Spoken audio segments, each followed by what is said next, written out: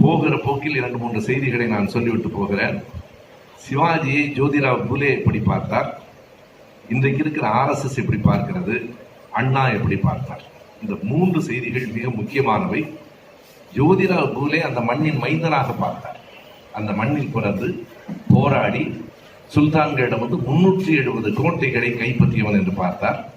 இன்றைக்கு இருக்கிற RSS காரர்கள் சிவாஜியை தூக்கி பிடிப்பதற்கு காரணம் அவுரங்கசீப் என்கிற இஸ்லாமிய பேரரசனை எதிர்த்து போராடிய இந்து மன்னன் என்று பார்க்கிற பார்வை.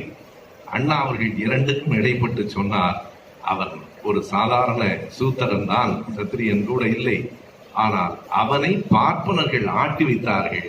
பார்ப்பனர்களால் ஆட்டுவிக்கப்படுகிற ஒரு பொம்மையாக சிவாஜி ஆனால், எனவே நீ மன்னனாவது கூட பெரிய மரியாதை இல்லை, நீ மனிதனாவது தான் பெரியது என்றுதான் அண்ணா சொன்ன செய்தி.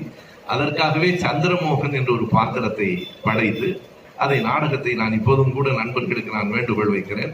வாய்ப்பு இருக்கிற இடங்களிலே எல்லாம் அந்த சிவாஜி கண்ட இந்து சாம்ராஜ்யத்தை நண்பர் கலைவாணன் அவர்கள் பொம்மலாட்டத்தின் மூலம் அப்படியே உயிர் துடிப்போடு நடத்தி கொண்டிருக்கிறார். இன்றைக்கும் அந்த வசனங்கள் கேட்கிற போது எழுச்சியை தருகின்றன. என்றைக்கோ எழுதிய நாடகம் அது. எனவே 3 கோணங்களில் சிவாஜி பார்க்கப்பட்டார். மண்ணின் மைந்தன் என்பதும் பார்ப்பனர்களால் ஆட்டுவிக்கப்பட்டவன் என்பதும் தான் சரியானது.